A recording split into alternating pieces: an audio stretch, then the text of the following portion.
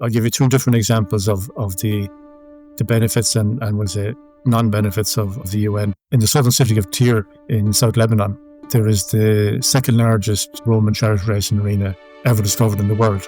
And at one stage, the locals were having car racing up and down the track. The locals were drifting cars around it, which obviously wasn't good for the archaeology. And the UN mission there, UNIFIL, actually installed around the entire complex fencing to particularly stop that.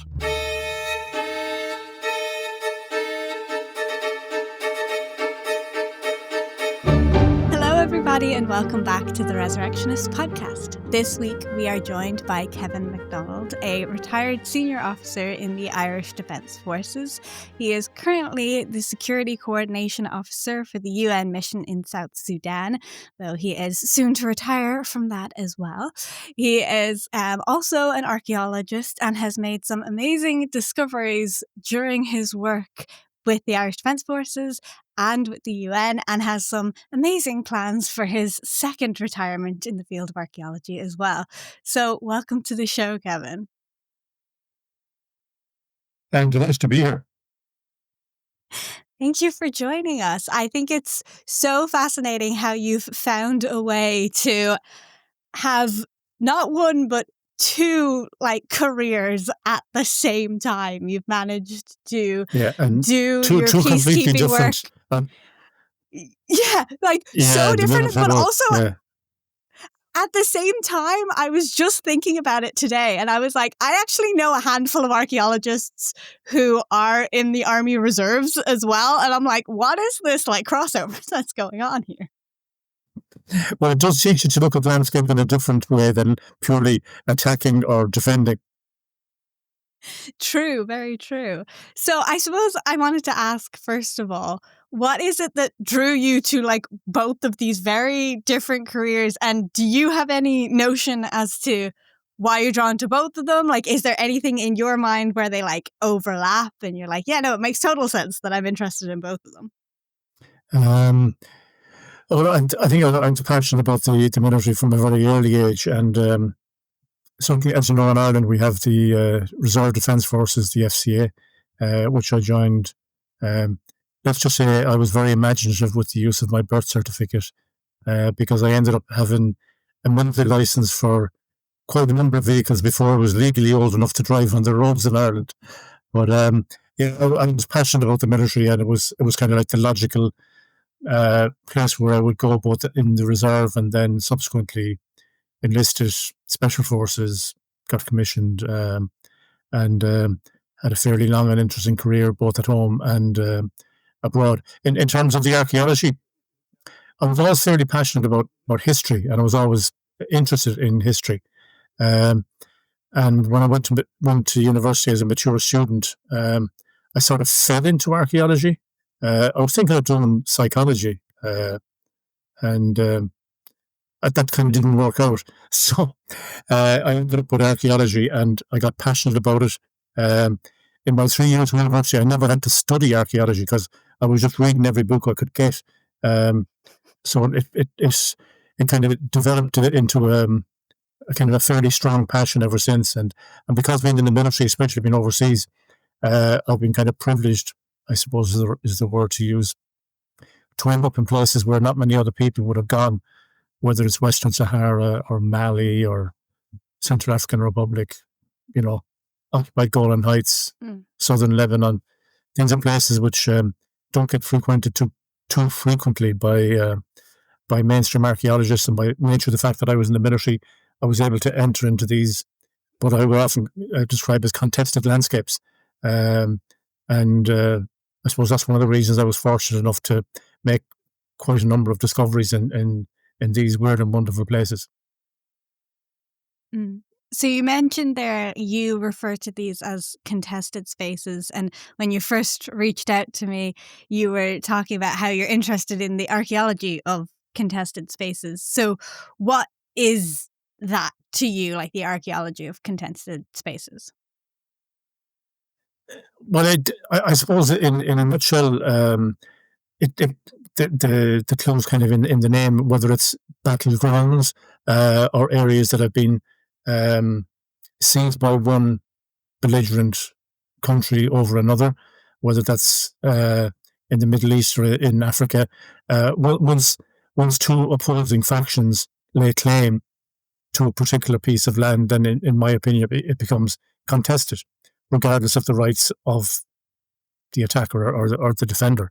It's an area that's contested by two opposing forces, and as such, it tends to be areas that are relatively uninhabited, relatively unused in terms of agriculture because they're disputed, and probably contaminated with unexploded remnants of war, whether it's landmines or unexploded shells or stuff like that.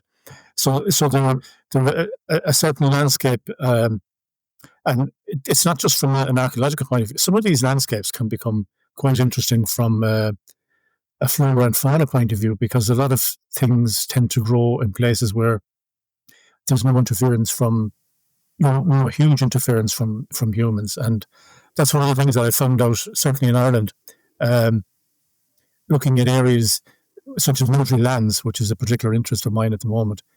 These vast areas which have artillery ranges and rifle ranges, whether it's in the Glen of Amal or Fennercamp in Donegal, Ordenmore in County Galway.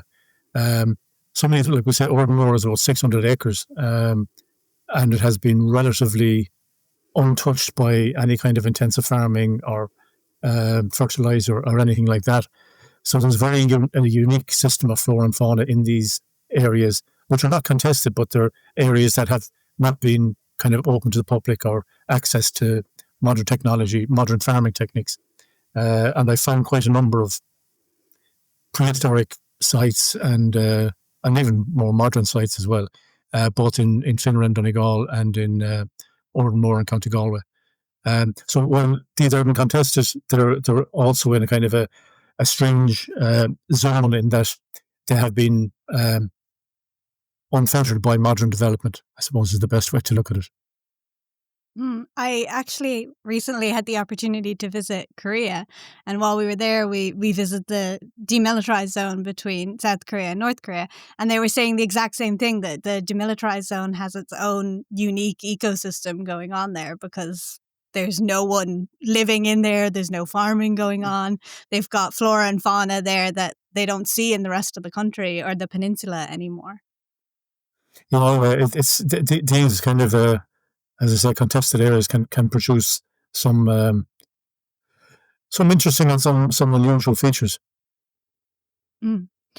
So when you first started working abroad and working with the Defence Forces and with the UN, was it your intention to be looking out for archaeology while you were there, or was it just sort of a by chance discovery?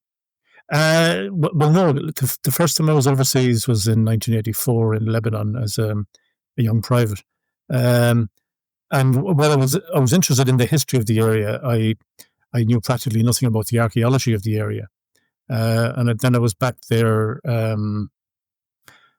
in '93, and then I came back again in '96, and then when I came back from that trip, these are normally 6-month deployments. I'd already applied to be a mature student in UCG or NUIG, I should say. And as I say, then I kind of fell into archaeology and became passionate about it. Like, to give you an example, in second year archaeology in NUIG, for our summer project, we were supposed to go to a location, ideally your home parish or your home area, and look at 20 known archaeological sites, photograph them, write up a brief description, measurements and all that kind of stuff. It was just to get you into the basics of recording a monument. And of my 20 sites, 5 of them were completely unrecorded, as in kind of unknown to the archaeological world. I remember one day I was looking for what's known as a cashel, which is essentially, it's a stone ring fort, for want of a better word, dating around to the 6th, 7th century. And I had gone out for a run to try and locate these monuments so that I wouldn't have to waste time when I came back with the equipment searching for them, because sometimes what's marked on a map is quite difficult to find on the ground. And I was kind of on the verge between fields and open moorland, like the upper part of the mountain. And I was looking for this stone cashel. And I looked down into the field kind of beneath me, and I saw this collection of stones in the middle of the field. So I jogged down, had a look at it, and I went, geez, that's a megalithic tomb. It's a wedge tomb. So went back, got my camera, took a few pictures, and when I was asking the farmer, did you mind if I went up and took pictures of the stones up in the field? And he said to me, young fella, them stones are fierce old. And I said, I know they are, yeah. He said, there's people from the village. He said, they must be 300 or 400 years old, but there's people from the village buried up there. Well, I said, they're probably 4,000 or 5,000 years old. But I was intrigued by the local folk tradition that there's people buried there. And of course, megalithic tombs would have been communal burials back in the day. So got the picture developed as you did back then, and went into one of the professors in the archaeological department and showed it to him. And I said, could I get your opinion on this? And he said, my word, that's a megalithic tomb, wedge tomb class. Which one is it? And I said, well, it's an unrecorded one. It's one I found. He said, my word, some of us spend all our professional careers hoping to find something like that. And in the following 2 weeks, while I was still looking for the same cashel that I had missed the previous weekend, I found 2 more unrecorded megalithic tombs. So yeah, of my 20 sites, 5 of them were completely unrecorded, which was a bit of a record for NUIG, I think. I should hope, yeah, that people aren't just going around finding random archaeology as part of a school project. Oh, maybe I don't hope. Maybe that is what you want. Well, but no, I know. I think you should hope. I think there's so much undiscovered archaeology around the place that the more people that do kind of find things, the better, because it's new knowledge for all of us to know that, like, within the space of 1 mile on the upper lands in East Clare, there's 3, we'll say, new megalithic tombs that were previously unknown, which just adds to the collection of knowledge that we have about prehistory. Yeah, and it is kind of nice to know that we're finding things not just when we're building roads or apartment blocks, and it's then immediately getting destroyed. I suppose the way things have gone, certainly in the last number of years, that development-led archaeology has found a substantial amount of stuff that would never have been found if it weren't for new roads and stuff like that. Mm. So you were saying before there, like, you go to these places and you don't necessarily know about the history or the archaeology of the places because they can be very different, all over the world. And we learn here, I mean, I went to UCD, we learn about Irish archaeology, I learned about classical archaeology, but I wouldn't have learned really about the archaeology of Sudan or Lebanon or, necessarily those places. So how is it that you've managed to, figure it out? Do you go and learn about the history of those places and then find archaeology, or do you find the archaeology and then backtrack and learn about the history of the place? It's a good question. I think it's a mixture of both, actually. So I'll give you an example. A lot of the weird and wonderful places that I've gone to, I've had to Google before I landed in there. So when I knew I was being sent to Mali, I sort of had to Google the country. But I was based in the capital, Bamako, and about an hour's drive west of the capital, there's this huge natural rock arch. It's about maybe 30 meters off the ground, called the Arch of Kanaja, and really, really impressive. And you can climb up the side of it and stand on the top. But I became a bit of a subject matter on it because I'd read up on the archaeology and the mythology and stuff like that. But the first day I was there, as we were going to the base of the arch, as I kind of tend to do, I was looking at the landscape and the ground around me, and I saw some small little metal balls, which is slag, which is the residue of metalworking. So if you're pouring molten metal into a mold, the kind of the bits that fought the droplets that come out obviously solidify. So it's evidence of metalworking. So then I went and I Googled the archaeology of Mali. And it turns out that the world expert on the archaeology of Mali is a professor, naturally, Kevin MacDonald. And I went, geez, I'll have to contact him. So I got his email and I sent him an email. I said, I'm also Kevin MacDonald and I'm in Mali and blah, blah, blah. And it turned out he was visiting Mali in 2 weeks' time. So we met up for a beer in Bamako.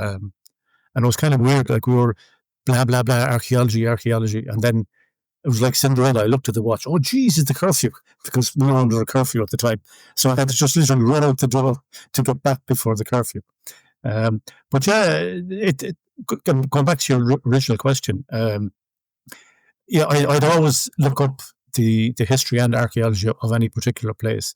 It can kind of prompt you as to where to look and what to expect, whether it's in the Middle East looking for tells, which are these or man-made mounds of various levels of occupation.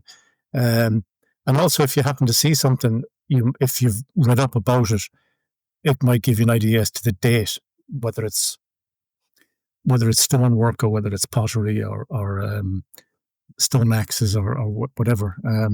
So yeah, it's a kind of a combination of doing your background, especially like me, if you're interested in it, and then keeping an eye open, especially if you're in areas that the public wouldn't sort of have much access to, either because it's, let's say, close to the frontier with, in the case of Lebanon, close to the frontier with Lebanon, the locals will be very wary of going too close to that frontier. So being in the UN, you'd have access to those areas which wouldn't be that well visited in a lot of cases. And certainly places like Western Sahara is already the least densely populated country in the world. And certainly the areas that are controlled by the Moroccan military, it's kind of them and us, with a few kind of camel trains coming through and whatever. But not in terms of habitation, you could drive for hours and not see a person.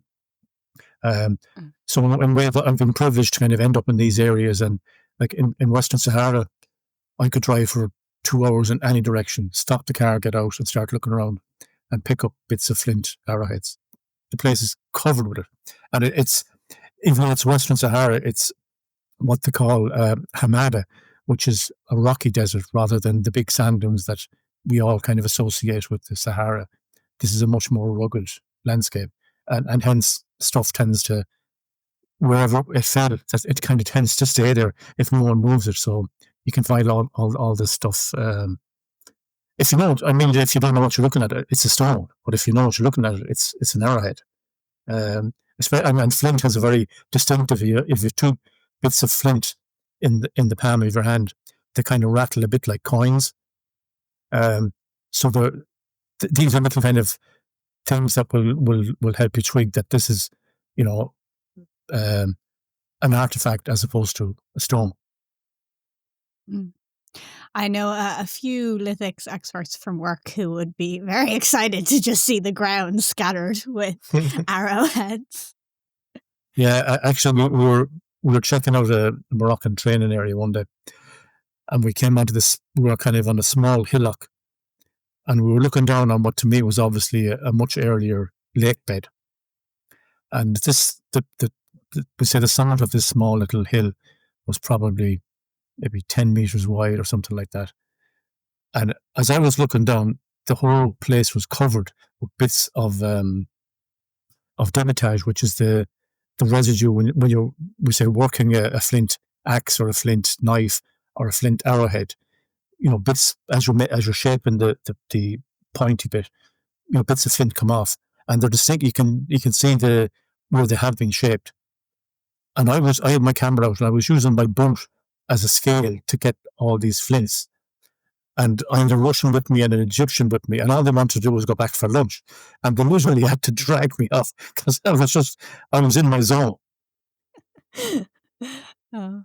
I could definitely imagine. I've definitely like seen people use like really random things for scales before as well. I like boot because everyone wears the same shoe size, Yeah, so boot more or is a less, yeah. great scale. It's a good indication. So, obviously, as an archaeologist, you recognize archaeological features when you see them in these areas, especially if you've researched the areas beforehand and you kind of know what these features look like. So, do you find that you end up seeing the landscape differently than maybe your colleagues would who don't have a background in archaeology? Oh yeah, like obviously in the military, you're looking at how to defend an area or how to attack an area, which routes to take. Whereas if you're looking at it from an archaeological point of view, you're looking at routes of trade, access to water, access to fertile land. You have a completely diametrically opposed, I suppose, way of looking at the landscape. And once you start to look at the landscape with what I would call a questioning eye, you never look at the landscape the same since, because you'll be kind of, well, what's that bump doing in that field? Why is it there, and why is this? So yeah, like I've used that term of questioning eye a few times in some of the talks I've been given, but I think it's for certainly for archaeologists, it's a very valuable concept to have. The not necessarily the how, but the why is very important. To try to understand why a castle was built where it was, or why this artifact was found in a certain particular place. It just helps you make sense of it. Mm. It must be so interesting as well. You were saying how like a lot of these areas are barren, like people aren't living there because they're areas of conflict or they're contested spaces. But like obviously you're seeing like people did used to live here, people used to work here, people used to grow here, like so that there's also the dichotomy of like there's nothing here now, but you can also see the activity of like what used to be there as well. Yeah, and especially in Western Sahara, because as I said, you could drive for 3 hours without seeing anyone. But yet, when you're walking the landscape, you can see so much evidence for how densely populated it must have been 4 or 5 thousand years earlier, when the climate was much different, which allowed the movement of plants and animals throughout the landscape, and obviously water was much more plentiful than it is at present. Mm. Do you find that there's like you were saying before you reached out to a slag expert, and I'm presuming with a name like Kevin MacDonald that he was not a local to the area. Do you find that there are locals in these areas who are archaeologists or who have expertise in these fields, or do you usually have to reach out to people who are in universities abroad? And yeah, it's a good question, and I suppose that the best answer is it depends on where you are.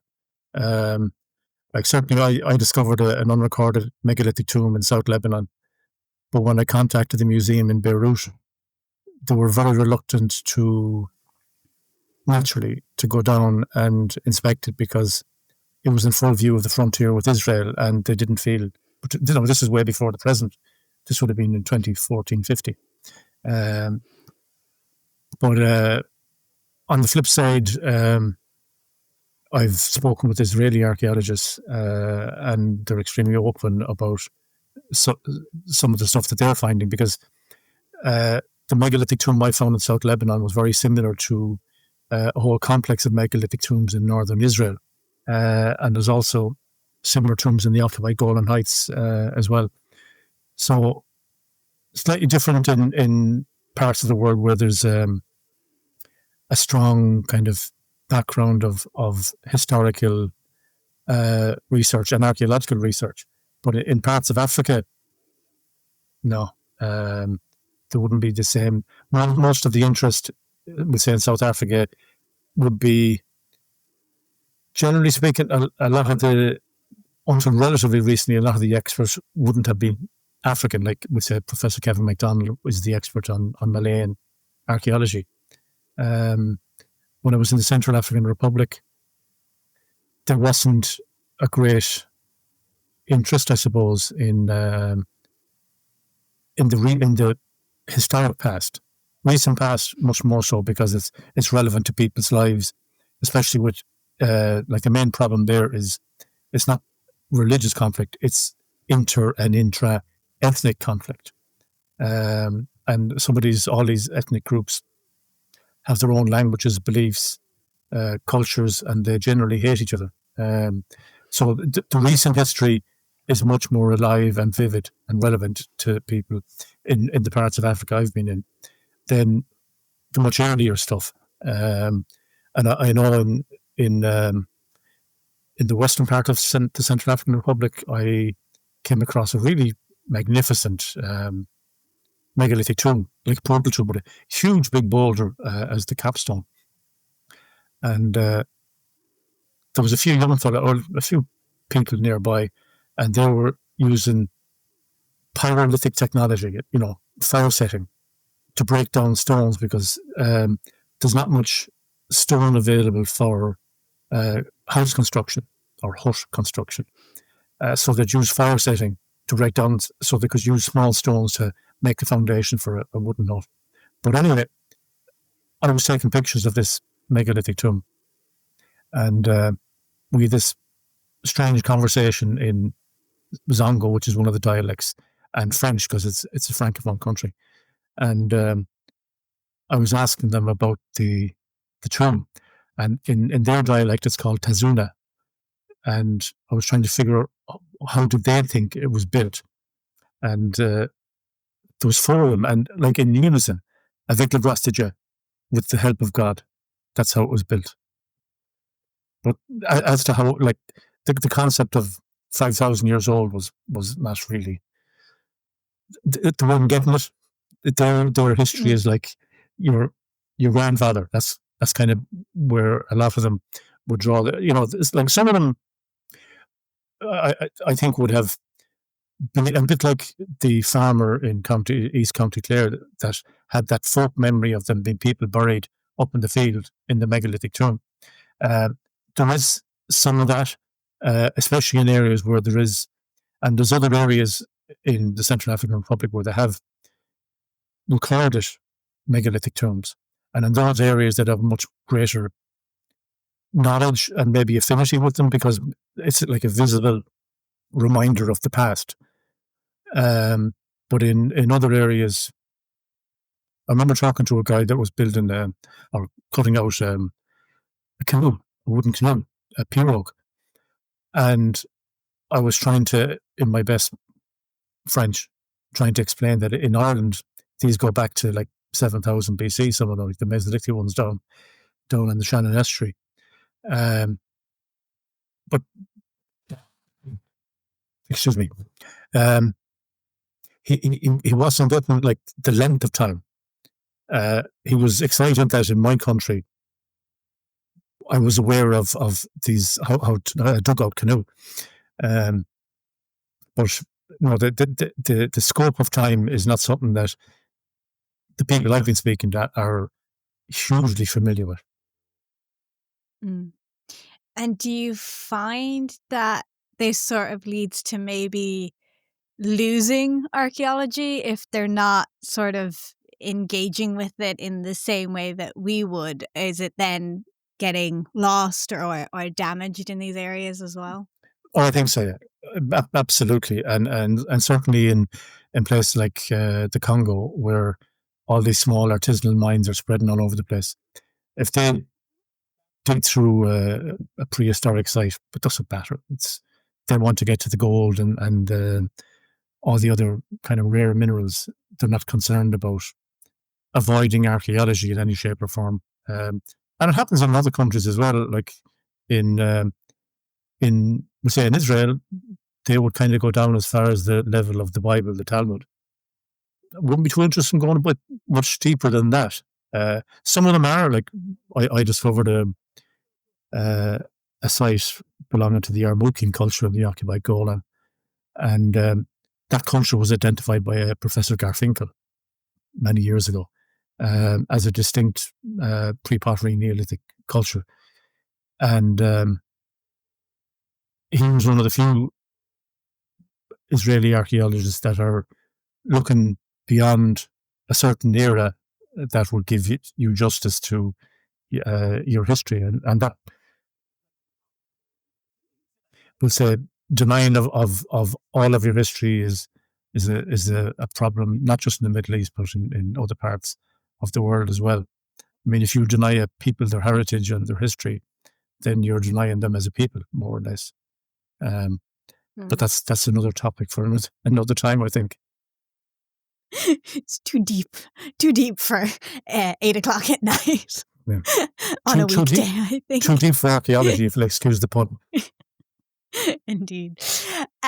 So is there any ways you can think of that, like, maybe we could help to sort of preserve it better, or especially when these are areas where we have UN troops in, is there anything they could be doing to protect it in some way, or document it like you've been doing at the very least, so that we know it was there? Documentation is extremely important, and it's probably the cheapest way of doing it. I'll give you two different examples of the benefits and we'll say non-benefits of the UN. In the southern city of Tyre in South Lebanon, there is the second largest Roman chariot racing arena ever discovered in the world. That's actually where they filmed Ben-Hur. I know you're of an age, you probably don't know Ben-Hur, but maybe there's some people listening that will recognize that great classic. Now, I was a young kid when I saw it first, so anyway, long story short, there was fairly open access to this site, and at one stage, the locals were having car racing up and down the track. Like there's a thing called the spina, which is the narrow line down the center of the track, and then at either end is where all the action used to take place, when the chariots would be turning on this tight circle. But the locals were drifting cars around it, which obviously wasn't good for the archaeology. And the UN mission there, UNIFIL, actually installed around the entire complex fencing to particularly stop that. But on the flip side, in Western Sahara, where I was, and this was a good few years before I got there, but there's a very famous rock art site called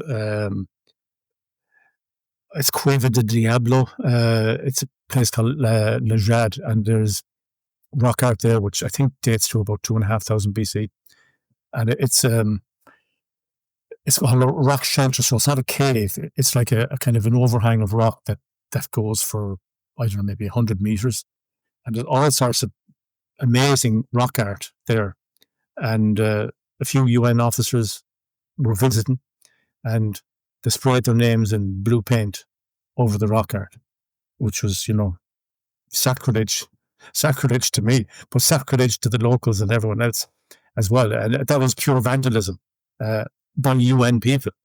So, well, it's kind of, again, they had no regard for the significance of the place, nor had they much regard for the locals either, the local Sahrawi people.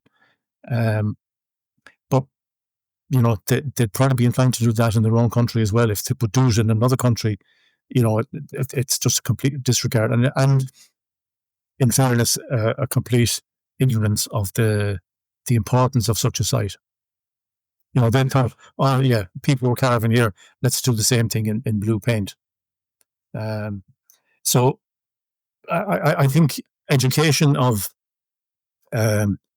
all personnel, not just military personnel, but all personnel involved in UN missions, in relation to cultural heritage and the importance of, apart from the legal obligations to protect cultural heritage, but that would say on another level, I suppose, the moral obligations to be aware of the sensitivity of these things, and the importance of not destroying them, but preserving them. Now, obviously, in some cases you can't. Like, look at the Buddhas of Banyaman blown up by the Taliban. But that's one thing if the Taliban are doing it. But if the UN is complicit in doing it as well by its staff, it doesn't say much, certainly for the staff that it has. So, yeah, I think education, the more education about the importance of it and our obligations to protect it I think that would be critical. Mm. Yeah, especially when, as you were saying, like these things get destroyed, either by conflict or by, technology progression in the area. And at the moment, the locals might not care, but in the future, maybe when things are more stable, they will hopefully care about their own history, and the fact if it's all gone in certain areas and hasn't been recorded by anyone, you can't really get any of that information back. Well, yeah, one thing that surprised me, like twice I've lived in the city of Tyr, and the last time I was there in 2014 to 15, I was living in the Christian quarter, and one of the, I suppose, restaurants was right on the coast, and the beach was like it looks like a rocky, pebbly beach, but when you look at it, it's all bits of pottery. Like the whole of the city of Tyr is covered. Like when my family were there in 2006, the kids used to come back from school with bits of Roman pottery because they used to walk through the hippodrome to and from school, um, and it's covered with it. I used to actually every 2 weeks I'd give an archaeological tour of the hippodrome and the Crusader Cathedral and a few other bits and pieces. And a lot of the locals would often join in, and that they were kind of saying, it's terrible that it takes an Irishman to come to Lebanon to teach us about our past. And like there could, well, not at the moment, but I mean at the time there could have been a great future in tourism. Well, there is a big future in tourism in Lebanon, but in tourism specifically in relation to the archaeological sites that they have, whether it's the Crusader castles, earlier sites like Baalbek. Baalbek in the Bekaa Valley has the highest freestanding Roman columns in the world. It's a magnificent place. Unfortunately, tourism isn't much on the horizon for Lebanon at the moment. Mm. It is one of those things, I suppose. Tourism is maybe a good way to, having archaeology is a good way to encourage people to come back to these countries, or to come to these countries and visit when they are trying to maybe rebuild. It's a built-in like tourism aspect to have It's archaeological like features. it's like a magnetic pull. But then again, you kind of have to develop the infrastructure around it, and you have to develop the passion among the locals as well to fully embrace it. And in certain countries, there isn't that interest or passion or belief that it's important to preserve your earlier past, which is unfortunate. But I suppose people have different priorities with their lives. Yes, and I suppose we're all guilty of it in every country to some level. Like we may have laws in place here that protects heritage, but on an individual level, I know many people who do not care and have attempted to destroy things in the past because it's in the Look way at the amount of of rainforests that have innovation been for them. destroyed. Yeah, look at the amount of Yeah, I rainforests mean, that have been destroyed in Ireland. I know cemeteries that have been destroyed because they just didn't want to call an archaeologist and waste their time. Yeah, and obviously people are pushing for the big bucks in certain places. Whether it's look, there's a megalithic cemetery in Sligo that throughout the ages has been encroached upon by quarrying. So that's that sort of stuff has been going on for quite a number of years. In fact, the I'll give you an example from my work in Finner in Donegal. I was aware that there was one megalithic tomb on the army site, but I was speaking to a guy that was doing the megalithic survey of County Donegal, and when he knew I was based in Finner, he said, "Did you ever hear about the lost tomb of Finner?" And like that was like tell me more about this. So there was in the lands in Finner there was quite a large megalithic tomb. It was probably around the size of Queen Maeve's grave up in Knocknarea, that huge stone cairn. And it was a passage tomb because this was sketched in 1897, I think. And it was recorded, and lots of people knew about it. And the guy that owned all that land, I think 700 acres, was a Colonel Folliott, and he was aware that he had monuments of great antiquity on his lands. Some of these big cairns, they're obviously a source of stone if you want to level a road or whatever. So he was going to go away for a 6-month trip to Europe, and this big tomb, this big passage tomb, he was concerned that people might be robbing stone from it to build walls or whatever. So he got his senior landkeeper or whatever, senior guy, and he more or less told him, look, I'm going away for 6 months. I want you to build a wall around this tomb so no one can kind of go in and destroy it.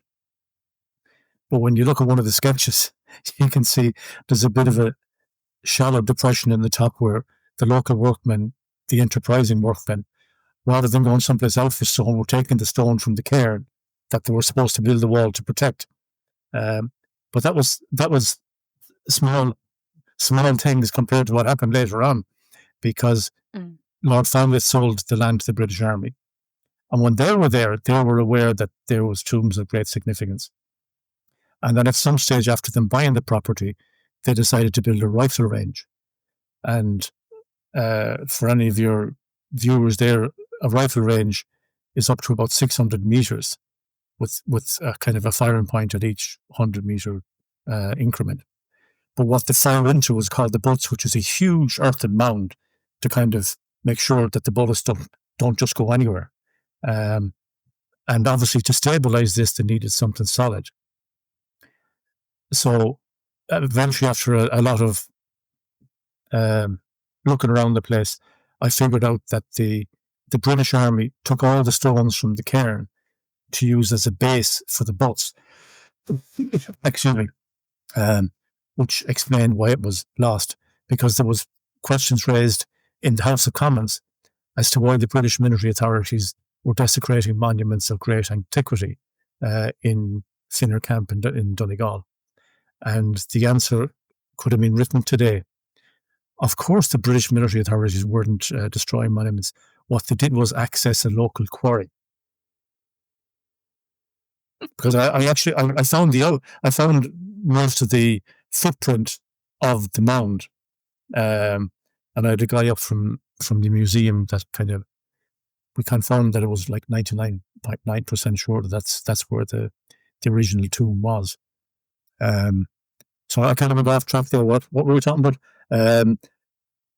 Protected monuments or something like that. Something like that. I was invested in the story. I was like, I don't know what were we talking about again? Well, protecting monuments. It was an interesting story, anyway. Maybe it was a very interesting story. So obviously, you've worked in a lot of different contexts across the world, a lot of different time periods as well. So, do you feel like I would think that you have maybe a better broad understanding of archaeology and history than most archaeologists who work in a certain area or specialize in a certain area would. Do you feel like you have maybe a different understanding of archaeology since you're coming from more of a global view of it versus me, who has Irish and English? Yeah, I probably have. And I've been privileged to, as I said, to end up in these weird and wonderful places and find weird and wonderful archaeological sites and artifacts. It probably does give you a more broader view, and it allows you to kind of, say, compare prehistory in the Middle East, prehistory in Africa, and prehistory in Ireland, and see similarities and maybe subtle differences as well. But it does. Well, I suppose travel broadens the mind, and it's equally as true for archaeologists that the more places you visit around the world, it just opens your eye to other possibilities, and what may or may not have been possible. Like take for instance in Baalbek in Lebanon, which I think I could be completely wrong now, but it could have been 3rd or 4th century BC when a lot of the major work was done there. But in one of the big temples, the Romans built what they called the Trilaton. So the foundation of the temple is about maybe 10 meters high. And then that gives a huge platform, and the rest of the temple was built on top of it. But 3 of the biggest stones ever used in construction to this day in the world were used in the construction of this temple. And each stone would be, I don't know, maybe close to 2 meters high, maybe 2 meters wide, and Jesus, at least 10 meters long. And what the Romans did, they didn't put them on the ground level. They put them 10 feet up. And literally, you would not put a knife between the gaps in these stones. And these are massive stones. Up until, I think, the 2000s, the largest building block in the world ever kind of found was in Baalbek. And it was this huge, big, massive stone. But the end of it was still part of the bedrock. So they had carved it, but hadn't kind of cut it from the bedrock. And that was found in the 1990s by a local policeman. That area had been a rubbish dump for the town of Baalbek. And he got a JCB and he cleared it all away himself. And he found this big, huge, massive stone. And then in 2000s, there was a bit of an excavation. They found an even bigger one right beside it in the ground, which kind of shows that the Romans had a huge grasp of the technical requirements to cut and to move these huge stones. I forget how I started on that story as well. Well, I kind of, when you were talking there about, you've seen the prehistory of Yes, many different yes. cultures and stuff. Do you find it surprising maybe that some of the similarities or the differences between like how different societies kind of function in and around the same time period, or came to technological advances the different ways? Well, I suppose one of the things that you can look at is the spread of megalithic tombs, especially on the western seaboard from Scotland, Ireland, Brittany, France, down to Spain and Portugal. And there's strong similarities between the construction techniques all along, so from the northern tip of Scotland down to the southern Iberian Peninsula. And you can easily figure out that it was the main axis of movement was north-south as opposed to east-west. So there was like a highway along the coastal boundary of Europe. And these thoughts, it wasn't necessarily, in my opinion, transferring of people. Like we said, when the Neolithic started in Ireland, I wouldn't believe that the Neolithic arrived and kicked out the Mesolithic. It had to be much more subtle than that. And I think it was more an exchange of ideas rather than an exchange of people. Now, obviously, there was people involved, like, metallurgy more than likely came, it was brought in by people that could do it, and then they diffused that information among the locals. Whereas, because of trade, people would say from Brittany or from Ireland or Scotland could well have been trading on the Iberian Peninsula and seen some of these massive tombs and kind of thought, let's build our own. So that just shows you the continuity of ideas and beliefs over a fairly vast distance. If you take Northern Hebrides down to the Iberian Peninsula, they're completely different in terms of climate, but in terms of distance. So it's kind of interesting when you look at things on a global scale as opposed to just looking at, we'll say, prehistory in Ireland or prehistory in Scotland or wherever. Mm. Yeah, it's interesting to think about how, because I never really think of like passage tombs and stuff as like being other places, but like they are. I just, in my head, I'm like, no, that's an us thing. That's not everyone else. We're not unique in that. We might have some of the best ones like Newgrange, but we're certainly not unique.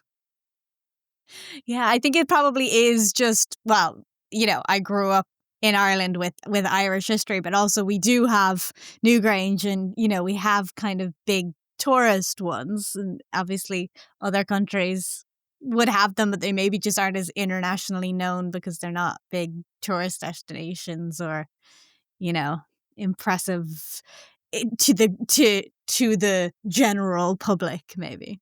Mm-hmm. True.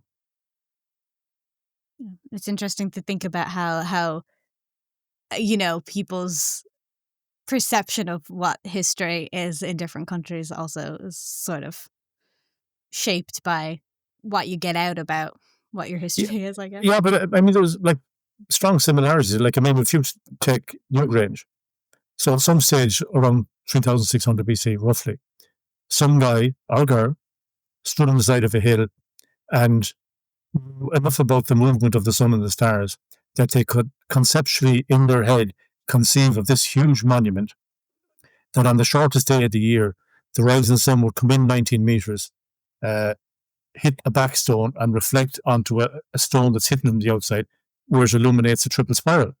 So someone could conceptualize it and then had the ability to get all these people to work probably over 30 years to complete this monument, but all the time knowing what it was designed for, that this, a day or two either side of the 21st of December, that this was the day.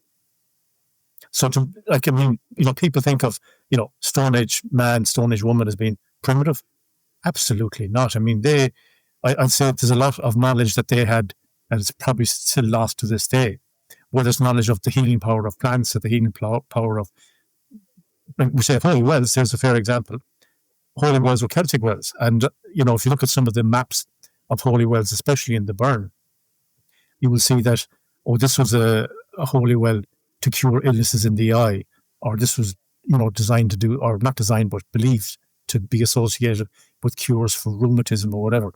But when you look into the underlying geology, this particular well could have been in an area that was rich in iron, or this could have been rich in something else that added to the folk belief that, and of course that's the reason that when Christianity came, they didn't say you can't worship at pagan wells, they became holy wells. Yeah, there's definitely a lot. I feel like we've almost lost sort of intuition about things or spatial awareness about things. Like a lot of the times we're either given, like, fed things these days, or we're told to like only trust facts that, like, there's certain things that, like, yes, there's a scientific basis for why these things work, but they didn't know that back then. They just kind of, it worked, so it worked. True. And you just kind of lose that intuition of like, this is healing them, this is helping with this, or you lose the spatial awareness of like, well, the sun's hitting this spot, so if we put a stone here and then do all these other things, like, it'll be very impressive one day a year. Yeah, and now with the advent of AI, I think the ability to think outside the box is kind of going to be lost to a lot of people. A little bit, yeah. So you were mentioning to me as well that you are almost about to retire from your whole your whole second career after retirement. You've already retired, had a whole second career. You're now about to retire from your second career, and even then, in your retirement, you've just come up with a new archaeology project for yourself as well. So, do you want to talk a little bit about that? Yeah, that's right. So obviously, I'm living in Loughrea, and I had been based in Galway, but just outside the city of Galway is a place called Ordenmore, and that's where the military ranges are, and it's about 600 plus acres, huge area, kind of extending from Ordenmore nearly out as far as the bypass, and what has always intrigued me about is the area. We've spoken before about the butts, this huge earthen thing where all the bullets would be shot into. But beyond that, there's a huge area, a couple 100 acres. And it was deliberately kept vacant because, if some guy didn't shoot accurately and the bullets went over the butts, they had to land someplace. So you couldn't have just ordinary farming and housing. So that's kind of a sterile area. And previously, I had found a Bronze Age chieftain's burial, a ring barrel, unrecorded. I found a megalithic structure, unrecorded. And I found what's called a moated site. So a moated site dates to about the 15th, 16th century. And physically, it looks like a square wing fort. And these were the defended farmsteads. So when the Anglo-Normans came over, the Knights would bring a lot of their senior farm managers from either Wales or England, and they would be running some of the big estates that the Anglo-Normans had. But we said the Normans were grand in their castles, but further out in the Badlands, these, we say, farm managers had to be able to defend themselves. So they were defended. Their choice of a defended farmstead was called a moated site. And I found one of them. Now, how did that escape the British cartographers? I have no idea, but it did. So I want to look at what had happened, what maybe still is to be discovered in those areas, and then look at everything that the British Army did when they were training there. Like there's a series of trenches there where they were preparing the troops to go to the Western Front. And what was significant is prior to this, certainly prior to Gallipoli, which would have been earlier, a lot of the trench design would have long, kind of horizontal lines of trenches, which are grand if you've got two opposing forces firing at each other. But with the advent of artillery, if an artillery round landed in a trench, it'd kill, the force would be just channeled that way. So then they decided to negate the effects of blast. They would make the trenches zigzag. And there's a lot of those in this area behind the butts in Ordenmore, as they are in Finner and in the Curragh and Kilworth in Cork.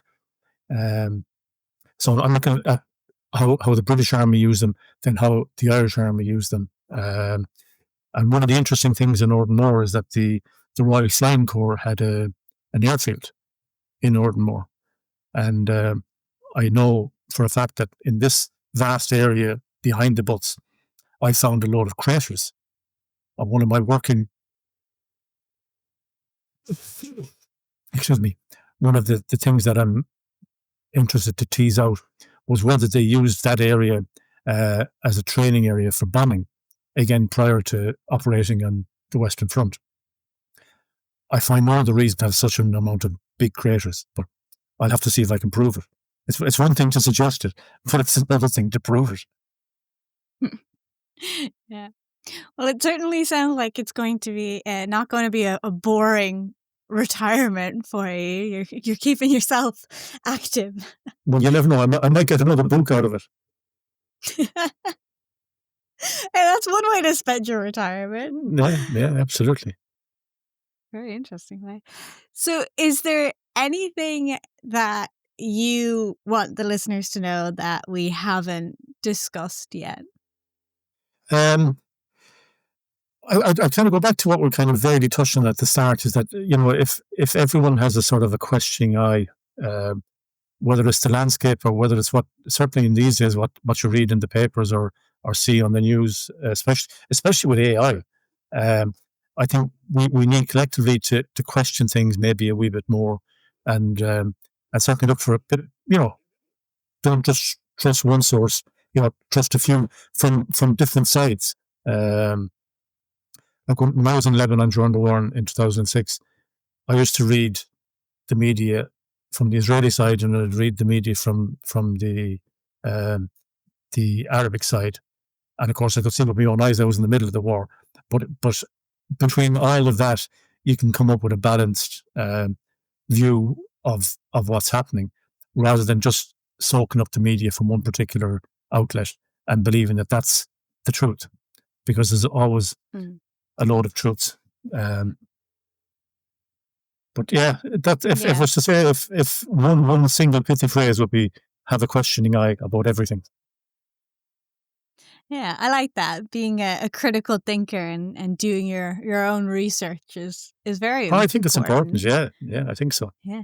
I feel like it's one of the main things they always emphasized in college was like, even if you can't like memorize the facts, like just be able to be a critical thinker and do your own research on stuff and be able to I think know so. Yeah, where to find the information. yeah, I Yeah. think so. I think so.